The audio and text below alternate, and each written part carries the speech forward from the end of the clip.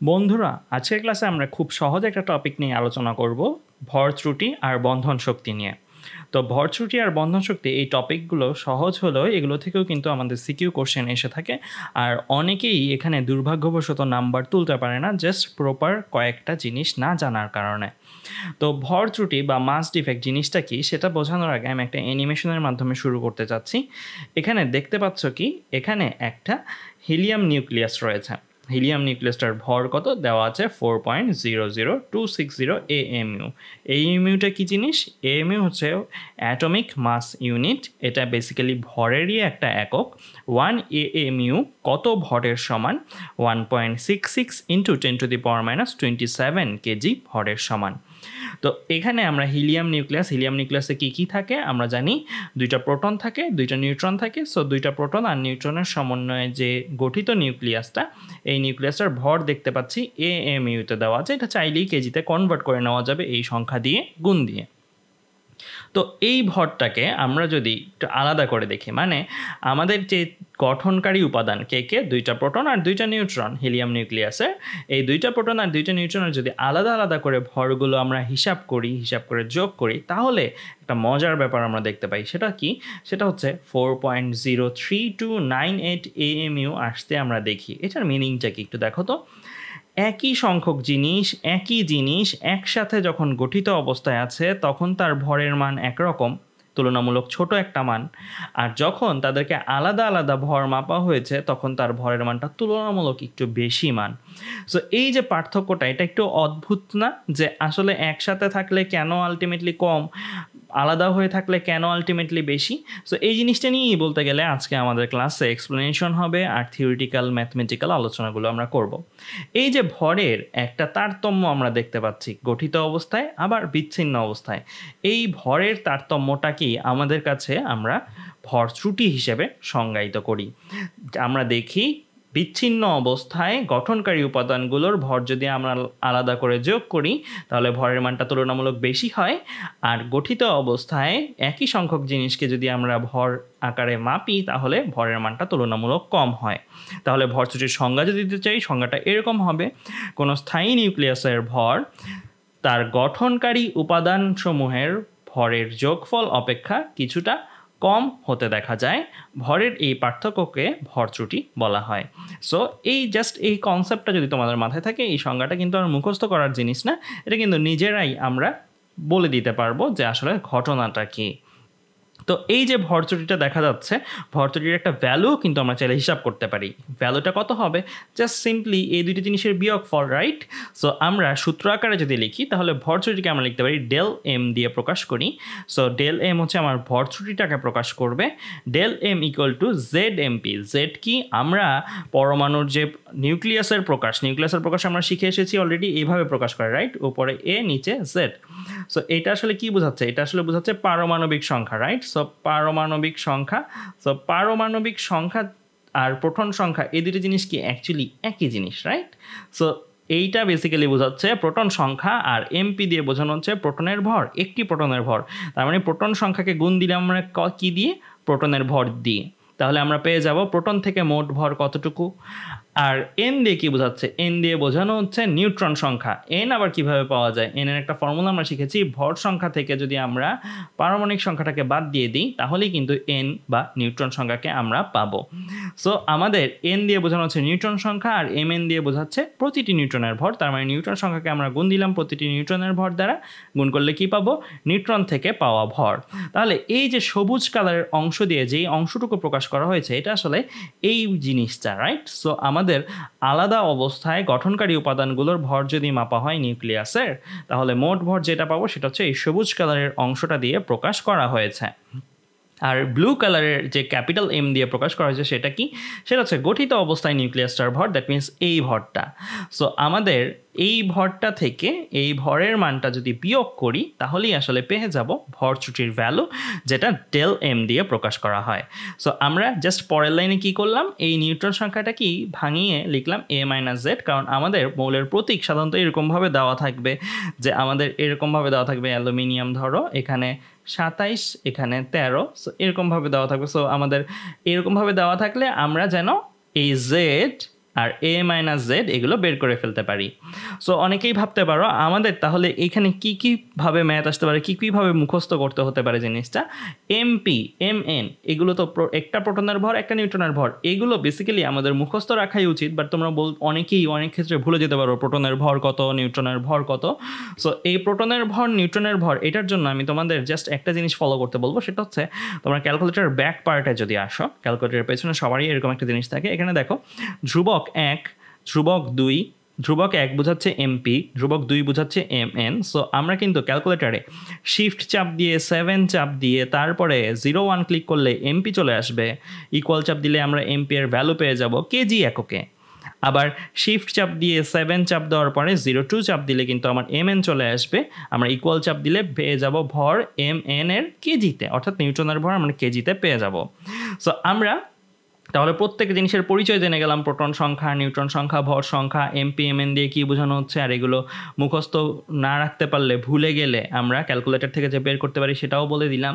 আর M বা গঠিত নিউক্লিয়াসের ভর যেটা, এটা সাধারণত আমাদের দেওয়া থাকবে, এটা আমরা কোনোভাবেই ম্যানুয়ালি বের করতে পারবো না, সূত্র দিয়ে বের করা যায়। যদি ডেলএম দেওয়া থাকে, এমপি এসব দেওয়া থাকে তাহলে এটা বের করা যায়, বাট নর্মালি প্রশ্নে এই ডাটাটা দেওয়া থাকবে, কারণ এটা অন্যান্য ডাটা থেকে আমরা বের করতে পারবো না এই সূত্রটা ছাড়া। সো আমরা এখন চলে আসব এই যে ভর্তুটিটা হলো, ভর্তুটিটার রিজনটা কি, ভর্তুটিটা কেন হলো, কারণ ভরের যে তারতম্যটা ঘটলো এটা তো স্বাভাবিক না, এটা কেন হলো, নামটাই দেখো ভরত্রুটি। সো এটা হয়েছে কারণ বন্ধন শক্তির কারণে। তো তোমরা একটু চিন্তা করে দেখো তো বন্ধুরা, যে আমরা হিলিয়াম নিউক্লিয়াসের কথাই যে বললাম, হিলিয়াম নিউক্লিয়াসে যে প্রোটন আর নিউট্রন আছে, যে আমি হিলিয়াম নিউক্লিয়াসের ফিগারটাতে চলে আসি। সো হিলিয়াম নিউক্লিয়াসে যে আমরা দেখলাম প্রোটন আর নিউট্রন আছে, সো এই যে প্রোটনগুলা পরস্পর পজিটিভ চার্জ বিশিষ্ট, পরস্পর পজিটিভ চার্জ বিশিষ্ট জিনিস পরকে পেলে কি করবে, বিকর্ষণ করবে। সো এটাকে বিকর্ষণ করবে। সো বিকর্ষণ যদি করে তাহলে তো তারা এই অবস্থায় থাকতে চাবে না, তারা বেসিক্যালি বিচ্ছিন্ন হয়ে যেতে চাবে, রাইট? আচ্ছা, এই যে তারা গঠিত অবস্থায় তাহলে কিভাবে থাকে, মানে তারা তো পরস্পরকে বিকর্ষণ করে এইরকম হয়ে যাওয়ার কথা। সো তারা কিভাবে থাকে এটার কারণটাই হচ্ছে ভরচুরি থেকে পাওয়া শক্তি। আমরা এই চ্যাপ্টারের ঠিক আগের চ্যাপ্টার অর্থাৎ আধুনিক পদার্থবিজ্ঞান চ্যাপ্টারে একটা কনসেপ্ট পড়বো, সেটা কি E=mc², অর্থাৎ আইনস্টাইনের মতে ভর আর শক্তি হচ্ছে একই জাতীয় রাশি। যেমন পানি আর বরফ, তুমি চাইলেই পানি থেকে বরফ থেকে পানিতে কনভার্ট করতে পারো তাপ দেওয়া নেওয়ার মাধ্যমে, তেমনি ভরকেও আমরা চাইলে বিভিন্ন উপায়ে শক্তিতে, আর শক্তিকে চাইলে বিভিন্ন উপায়ে ভরে রূপান্তর করা যায়, ঠিক বরফ আর পানির মতন। সো এটা হচ্ছে আইনস্টাইনের মতে। সো আমরা আইনস্টাইনের কনসেপ্ট অনুসারে এই যে ভরটা হারিয়ে গেল, বেসিক্যালি ভরটা হারিয়ে যায়নি, ভরটা আসলে শক্তিতে রূপান্তর হয়েছে। কোন শক্তি? সেই শক্তি যেই শক্তি এই নিউক্লিয়াসকে গঠিত অবস্থায় এদেরকে ধরে রাখে, মানে প্রোটন আর নিউট্রনগুলোকে ধরে রাখে। সো আমরা তার মানে বন্ধন শক্তি জিনিসটাই আসলে ভরচুটির ব্যাখ্যা। সো আমরা যদি বন্ধন শক্তির সংজ্ঞাগুলো দেখি, সংজ্ঞাগুলো হচ্ছে এরকম: কোনো প্রয়োজনীয় সংখ্যক নিউক্লিয়ন বলতে কি বোঝায়, ভর সংখ্যাটা কি বোঝায়, ভর সংখ্যাকে অপর নাম নিউক্লিয়ন দিয়ে ডাকা হয়, মানে প্রোটন আর নিউট্রনকে একত্রে নিউক্লিয়ন বলা হয় অ্যাকচুয়ালি। সো প্রয়োজনীয় সংখ্যক নিউক্লিয়ন একত্রিত হয়ে একটি স্থায়ী নিউক্লিয়াস গঠন করতে যে পরিমাণ শক্তি নির্গত হয় তাকে বন্ধন শক্তি বলে। আবার এটাকে এইভাবেও সংজ্ঞা দেওয়া যায়: কোনো নিউক্লিয়াসকে ভেঙে এর নিউক্লিয়নগুলোকে পরস্পরের প্রভাব হতে মুক্ত করতে নিউক্লিয়াসকে বাইরে থেকে যে পরিমাণ শক্তি সরবরাহ করতে হয় তাকে বন্ধন শক্তি বলে। এগুলো জাস্ট সংজ্ঞা, এগুলোকে ফিগার দিয়ে দেখলে আমাদের ব্যাপারটা বুঝতে আরও সুবিধা হবে। সো আমরা যদি দেখি এই জায়গাটার মধ্যে কনসেপ্টটা, তাহলেই বুঝতে পারবো। সেটা তো গঠিত অবস্থায় নিউক্লিয়াসটা, আর এটা হচ্ছে বিচ্ছিন্ন অবস্থায় নিউক্লিয়াসের গঠনকারী উপাদানগুলো অর্থাৎ প্রোটন আর নিউট্রনগুলা।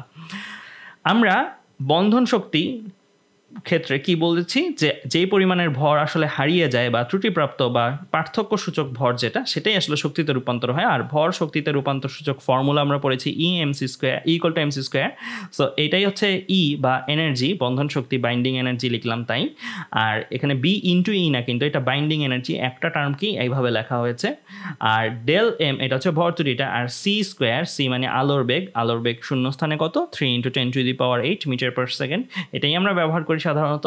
সো c² দিয়ে গুণ দিলে আমরা আসলে ভরচুটির মানটাকে এটা দিয়ে গুণ দিলেই পেয়ে যাব যে কি পরিমাণের বন্ধন শক্তি আসলে এদেরকে একত্রে রেখেছে। কারণ বন্ধন শক্তি না দিলে তো তুমি এদেরকে একত্রে আবদ্ধ অবস্থায় রাখতে পারবে না। জাস্ট এই সূত্রটা যদি মনে থাকে, জাস্ট এই ফিগারটা যদি মনে থাকে, এই রিয়াকশনটা, তাহলে কিন্তু এই সংজ্ঞা দুইটা দেওয়া যায়। একটু দেখি চলো আমরা। এখানে কি বলা হয়েছে, প্রয়োজনীয় সংখ্যক নিউক্লিয়ন একত্রিত হয়ে কি স্থায়ী নিউক্লিয়াস গঠন করতে যে পরিমাণ শক্তি নির্গত হয়, মানে এইখান থেকে চিন্তা করো, এইখান থেকে বাম পাশের একটা প্রথম যে সংজ্ঞাটা দিয়েছি, প্রথম সংজ্ঞাটা অ্যাকচুয়ালি ডিল করে কোনটার সাথে, এই যে এই সংজ্ঞাটার সাথে, মানে ডান দিক থেকে বাম দিকে। সো এদেরকে আমরা যখন একত্রিত করব তাহলে একটা কি নির্গত হবে, এনার্জি নির্গত হবে, সেটাকেই আমরা বলতেছি বন্ধন শক্তি। সো এটা আমার প্রথম সংখ্যা হয়ে গেল, যে নিউক্লিয়নগুলোকে একত্রিত হয়ে একটি স্থায়ী নিউক্লিয়াস গঠন করতে যে পরিমাণ শক্তি নির্গত হয় তাকে বন্ধন শক্তি বলি। এটা আবার আমরা যদি এবার পরের সংজ্ঞাটা দিতে চাই, মানে সেকেন্ড সংজ্ঞাটা অ্যাকচুয়ালি কি নিয়ে কোন পাশটা ডিল করে, লেফট হ্যান্ড সাইড থেকে রাইট হ্যান্ড সাইডে যাওয়া। সো এটা কি বলেছে, কোনো নিউক্লিয়াসকে ভেঙে, সো এটাকে তুমি ভাঙলা, সো ভেঙে নিউক্লিয়নগুলোকে পরস্পর থেকে পরস্পরের প্রভাব হতে মুক্ত করতে বাইরে থেকে যে পরিমাণ শক্তি দিতে হয়। সো তুমি ভাঙতে হলে তো অবশ্যই তাদের শক্তি দিতে হবে। সো যেই পরিমাণ শক্তি নিয়ে তুমি আসলে তাদেরকে ভাঙবা, সো সেই শক্তিটাকে আসলে আমরা বন্ধন শক্তি বলছি। মানে ভেঙে তুমি এটাতে কনভার্ট করতে চাচ্ছ, তখন তোমার যে পরিমাণ শক্তি আসলে দিতে হবে। সো আমাদের জাস্ট এই ডায়াগ্রামটা মনে থাকলেই কিন্তু আমরা অ্যাকচুয়ালি এই সংজ্ঞা দুইটা ইজিলি নিজেরাই ডেভেলপ করতে পারবো। তো বন্ধুরা, আমরা জেনে গেলাম বন্ধন শক্তি কি, আর বন্ধন শক্তির একটা ফর্মুলাও কিন্তু আমরা শিখে গেলাম, binding energy equal to del M C square, অর্থাৎ ভর ত্রুটি ইন্টু আলোর বেগ স্কোয়ার। সো চলো আমরা এই রিলেটেড ম্যাথ প্রবলেম দেখে আসি। একটা ছোট ম্যাথ দেখবো, দেন একটা সিকিউ ম্যাথ দেখবো। সো আমরা চলো প্রবলেম যদি দেখতে চাই, এখানে একটা প্রবলেম দেওয়া আছে, লিথিয়াম ভর সংখ্যা দেওয়া আছে 7 আর পারমাণবিক সংখ্যা দেওয়া আছে 3, এর নিউক্লিয়াসে ভর ত্রুটি ও আর বন্ধন শক্তি হিসাব করতে বলা হয়েছে। সো লিথিয়ামের গঠিত নিউক্লিয়াসের ভর দেওয়া আছে 7.016005 AMU। সো এই ভ্যালুটা দেওয়া আছে। তো এবার আমরা চলে আসি এরপরে। সো আমাদের এখানে অ্যাকচুয়ালি এমপি এমএন আমি বলেছি, ক্যালকুলেটর যদি ভুলে যাও তাহলে ক্যালকুলেটরের ব্যাক পার্ট থেকে রিমাইন্ড করে নিবে, আর যদি মুখস্থ রাখতে পারো এএমইউ ইউনিটে মুখস্থ রাখতে পারলে তো খুবই ভালো, আর না রাখতে পারলেও কোনো সমস্যা নাই, তোমরা তখন কেজি ইউনিটে নিয়ে কাজটা করবে। সো তখন তোমাদের আসলে সবগুলোকে কেজিতে কনভার্ট করে নিতে হবে, আর যদি তোমার এএমইউতে মুখস্থ থাকে তাহলে এএমইউতেও তুমি কাজ করতে পারবে। সো আমি দুইটা প্রসেসই দেখাবো, মানে তোমাদের কেজি প্রসেসের জন্য যেটা সেটা আমি বলে দিব, সেটা তো একদম ইজি, ক্যালকুলেটর থেকে জাস্ট মানটা নিয়ে বসানো, আর এএমইউ তো যারা মুখস্থ রাখবে তাদের ক্ষেত্রেও জিনিসটা দেখিয়ে দিচ্ছি। সো আমাদের প্রথমে আলটিমেটলি ভর ত্রুটি বের করতে হবে। সো আমরা ফর্মুলা জানি, del M equal to Z MP plus A minus Z M N minus M. So MP M N এই ভ্যালুগুলো যদি এএমইউ তো আমাদের মুখস্থ থাকে তাহলে তো বসিয়ে দিব এই ভ্যালুগুলো নিয়ে। জেড এর ভ্যালু কত 3, আর এ এর ভ্যালু কত, এ এর ভ্যালু হচ্ছে 7। সো আমি যদি এই ভ্যালুগুলো নিয়ে ক্যালকুলেট করি, জাস্ট বসিয়ে দিয়েছি, জেড এর জায়গায় 3, এ এর জায়গায় 7, জেড এর জায়গায় 3, এম এন এমপি এর ভ্যালু আর ক্যাপিটাল এম এর ভ্যালু দেওয়া ছিল 7.016005 AMU। সো সব কিছু আমার এএমইউতে বসানো আছে, এএমইউতে বসিয়ে আমি একটা এএমইউতে ভ্যালু পাবো ক্যালকুলেট করে, রাইট? সো ভ্যালুটা মিলিয়ে নিবে তোমরা, ঠিক আছে কিনা। 0.032486 AMU আমার আসলো। দেন আমরা কি করব, 1 AMU সমান সমান কত কেজি, 1.66 × 10⁻27 কেজি। সো আমরা ফাইনালি ভরতুরিটাকে কেজিতে পেয়ে যাব। সো এটা হচ্ছে যারা এএমইউতে বসাবে, আর যারা ক্যালকুলেটর থেকে ভ্যালু নিয়ে বসাতে চাও তাদের ক্ষেত্রে তো অনেকগুলো ধাপ আরও কমে যায় বলতে গেলে। সেটা কেন, কারণ তাদের ক্ষেত্রে সরাসরি তারা যেটা করবে, একটু লেখাটা বড় হবে, তাদের ক্ষেত্রে সরাসরি তারা যেটা করবে সেটা হচ্ছে ক্যালকুলেটর থেকে নিয়ে এমপি এর ভ্যালুটা বসাবে, ক্যালকুলেটর থেকে নিয়ে এম এন এর ভ্যালুটা বসাবে। সো তোমাদের ক্ষেত্রে কিন্তু 10⁻27 10⁻27 এরকম করে থাকবে, মানে কেজিতেই থাকবে। সো ব্র্যাকেটগুলো একটু কেয়ারফুলি নিয়ে বসাবে। আর এই ভ্যালুটা যেটা, এটা এএমইউতে দেওয়া আছে, এটাতে শুরুতেই তোমরা এই ডাটাটা দিয়ে, অর্থাৎ 1.66 × 10⁻27 দিয়ে গুণ দিয়ে কেজিতে নিয়ে নেবে। তাহলে তোমাদের সব কিছুই কিন্তু কেজিতে প্রকাশিত, একটু বড় হবে 10⁻27 10⁻27 এগুলো যেহেতু জুড়ে দেওয়া থাকবে, বাট একবারেই তোমরা হিসাব করে সরাসরি এই লাইনটা পেয়ে যাবে আর কি। সো তখন তোমাদের আর পরে কনভার্ট করতে হবে না। সো একই কথা, যেভাবেই করো না কেন এই রেজাল্টটাই আসবে। তো আমরা ডেল এম বা ভর ত্রুটি পেয়ে গেলাম। এবার আমরা আসবো বন্ধন শক্তি হিসাব করতে। সো বন্ধন শক্তির ফর্মুলা আমরা জানি, ই ইকুয়াল টু বা বিই ইকুয়াল টু যেভাবেই বলি না কেন, del M C square. So del M এর ভ্যালু আমরা বসাবো, সি স্কোয়ার, সি কত 3 × 10⁻8 whole square, so 3 × 10⁸ whole square যদি বসাই আমরা হিসাব করলে এটাকে কি এককে পাবো? অবশ্যই যদি আমরা ভর তৈরিটাকে কেজি এককে বসাই, আলোর বেগটাকে মিটার পার সেকেন্ডে এককে বসাই, তাহলে আমরা এই ভ্যালুটা যেটা পাবো শক্তির সেটা জুল একক মানে এসআই এককে পাবো। সো আমরা কিন্তু এইভাবে বন্ধুরা বন্ধন শক্তি আর ভর ত্রুটি হিসাব করে ফেলতে পারি। চলো এবার আমরা একটা সিকিউ প্রবলেম দেখে ফেলি। সো একটা সিকিউ প্রবলেম, এখানে প্রশ্নটা দেখি কি দেওয়া আছে। একটা ইউরেনিয়াম পরমাণু দেওয়া আছে 235 ভর সংখ্যা, আর 92 হচ্ছে আমার পারমাণবিক সংখ্যা দেওয়া আছে। নিউট্রন যোগ হয়ে তারা একটা অস্থায়ী নিউক্লিয়াস গঠন করলো ইউরেনিয়ামের, যার ভর সংখ্যা হচ্ছে 236। এটা অস্থায়ী কীভাবে বুঝলাম? এই এক্সাইটেড সাইনটা দিয়ে বুঝলাম, এক্সাইটেড স্টেটে সে আছে। তারপরে সে স্থায়িত্ব পাওয়ার জন্য সে অ্যাকচুয়ালি বেরিয়াম আর ক্রিপ্টনে পরিণত হলো, সাথে কিছু নিউট্রন আর শক্তিও সে নির্গত করলো। সো বেরিয়াম ভর সংখ্যা পারমাণবিক সংখ্যা দেওয়া আছে, ভর সংখ্যা পারমাণবিক সংখ্যা দেওয়া আছে ক্রিপ্টনেরও, নিউট্রন কয়টা দেওয়া আছে সেটা বলা নাই, আর শক্তি নির্গত সেটা বলে দেওয়া আছে। সো আমাদের প্রত্যেকটা পরমাণুর নিউক্লিয়াসের জন্য আলটিমেটলি কি দেওয়া আছে? এএমইউতে ভরের ভ্যালুগুলো দেওয়া আছে। ইনফ্যাক্ট নিউট্রনেরও এএমইউতে ভরের ভ্যালু দেওয়া আছে। উদ্দীপকের বিক্রিয়ায় কতটা নিউট্রন নির্গত হবে? এই যে এখানে নিউট্রন সংখ্যাটা জানতে চাওয়া হয়েছে, যেখানে সংখ্যাটা দেওয়া নাই। ওপরের বিক্রিয়ায় নির্গত শক্তির পরিমাণ কত? সো আমরা এই প্রবলেমটা একটু করব। তো এই প্রবলেমটা করতে হলে আমরা প্রথমেই বিক্রিয়াটা লিখে নিব। সো বিক্রিয়াটা লিখে নিলাম। আমাদের টার্গেট হচ্ছে নিউট্রন সংখ্যাটা বের করা। সো আমরা একটা কনসেপ্ট ইউজ করব, আমরা বাম পাশের সব মোট ভর সংখ্যা হিসাব করব আর ডান পাশের মোট ভর সংখ্যা হিসাব করব। সো বাম পাশের মোট ভর সংখ্যা হিসাব করলে এখানে ভর কত? 235 আর 1 যোগ করলে আসে কত? 236। শুধু ভর সংখ্যা হিসাব করছি আমরা, পারমাণবিক সংখ্যা না। ডান পক্ষেও আমরা সেম কাজটা করব, ডান পক্ষেও আমরা ভর সংখ্যা হিসাব করব। তো ভর সংখ্যা কত? 141 যোগ 92 নিউট্রন। খেয়াল রাখো বন্ধুরা, প্রত্যেকটা নিউট্রনের ভর সংখ্যা কত করে? আসলে 1 করে কাউন্ট হয়, তাই না? কারণ নিউট্রন আর প্রোটনের যোগফলিত ভর সংখ্যা। সো এক একটা নিউট্রন, দ্যাট মিনস ভর সংখ্যাতে তারা 1 কন্ট্রিবিউট করছে। সো নিউট্রন কয়টা এটা সেটা তো আমরা জানি না। সো আমরা ধরে নিলাম n সংখ্যক নিউট্রন যদি নির্গত হয় তাহলে n × 1 আর কি এখানে। কারণ এখানে দেখো যদি এখানে 2টা থাকতো তাহলে আমি কি লিখতাম? 2 × 1 লিখতাম। এখানে যেহেতু একটা তাই শুধু 1 আসছে। আর এখানে নিউট্রন সংখ্যাটাকে আমরা n দিয়ে প্রকাশ করছি, আর প্রতিটা নিউট্রন যেহেতু একটা করে ভর সংখ্যা ইনক্লুড করে, সো n × 1, দ্যাট মিনস শুধু n আমরা এখানে লিখলাম। সো আমরা বাম পক্ষের মোট ভর সংখ্যা ডান পক্ষের মোট ভর সংখ্যা এটা কিন্তু বন্ধুরা পরিবর্তন হবে না, এমন কিন্তু হবে না বাম পাশ থেকে ডান পাশে ভর সংখ্যা কমে যাবে বা বেড়ে যাবে, এই জিনিসটা কিন্তু হবে না। ভর সংখ্যা কিন্তু সেম থাকবে। আমি কিন্তু বলছি না ভর সেম থাকবে, ভর আর ভর সংখ্যা কথা দুইটা কিন্তু ডিফারেন্ট। ভর সংখ্যা শুধু প্রোটন আর নিউট্রনের যোগফল সংখ্যা, আর ভর হচ্ছে ওভারঅল কত কেজি কত এএমইউ সেই অ্যামাউন্টটা। সো বাম পাশের মোট ভর সংখ্যা ডান পাশের মোট ভর সংখ্যা সেম থাকবে, এটা কিন্তু আমরা বলতে পারবো না বাম পাশের মোট ভর ডান পাশের মোট ভর সমান থাকবে। ঠিক আছে বন্ধুরা, ভর সমান থাকে না, আমরা অলরেডি দেখেছি ভর ত্রুটির কারণে, বাট ভর সংখ্যা কিন্তু সমান থাকে। তো আমরা বাম পাশে 236, ডান পাশে আমরা 141 যোগ 92 যোগ n। সো আমরা যদি সহজ একটা হিসাব করে ফেলি তাহলে আমরা n = পাবো 3। সো উদ্দীপকের বিক্রিয়ায় কয়টা নিউট্রন নির্গত হবে? আমরা লিখতে পারি 3টা নিউট্রন নির্গত হবে। সো আমাদের গ নম্বর প্রশ্নটা কিন্তু ডান। সো আমরা খুব ইজিলি এটা করে ফেলেছি। এবার আমরা চলে আসি ঘ নম্বর প্রশ্নে। সো ঘ নম্বর প্রশ্নটা কি বলে দেওয়া আছে? উদ্দীপকের বিক্রিয়ায় নির্গত শক্তির পরিমাণ কত সেটা বের করো। সো আমাদের বাম পাশে আর ডান পাশে এখন আমরা হিসাব করব ভর নিয়ে, কারণ যে পরিমাণের ভর হারিয়ে যাবে সেটাই আসলে শক্তি হিসেবে নির্গত হবে। সো ভরেরই একটা রূপান্তরিত টার্ম হচ্ছে শক্তি, এটা আইনস্টাইনের মতে আমরা জানি, আর ওই সূত্র দিয়ে আমরা আসলে যতটুকু শক্তি নির্গত হবে সেটা বের করতে পারবো যে পরিমাণের ভর হারিয়ে গিয়েছে ওই ভর ইন্টু c² দিয়ে। সো বাম পাশের মোট ভর আমরা যদি হিসাব করি, এখন কিন্তু ভর নিয়ে কাজ করছে, এখন কিন্তু ভর সংখ্যা না। এখন বাম পাশের মোট ভর এটা কিভাবে হিসাব করলাম? বাম পাশে কে আছে? ইউরেনিয়াম একটা, নিউট্রন একটা। সো ইউরেনিয়ামের জন্য আমরা যদি এখানে চলে আসি, ভর কত দেওয়া আছে? এএমইউর ভ্যালুটা নিয়ে আসলাম 236.0526, আর নিউট্রনের ভর কত দেওয়া আছে? 1.0087 নিয়ে আসলাম। সো বাম পাশের মোট ভর এএমইউ এককে আমরা পেয়ে গেলাম 237.0613।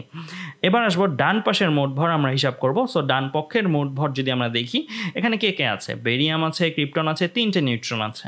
সো বেরিয়ামের ভর আমরা নিয়ে আসি যদি 140.9139, ক্রিপ্টনেরটা কত? ক্রিপ্টনটা 91.8973, আর নিউট্রন আমার কিন্তু 3টা, রাইট? সো 3 × নিউট্রনের ভর আসবে।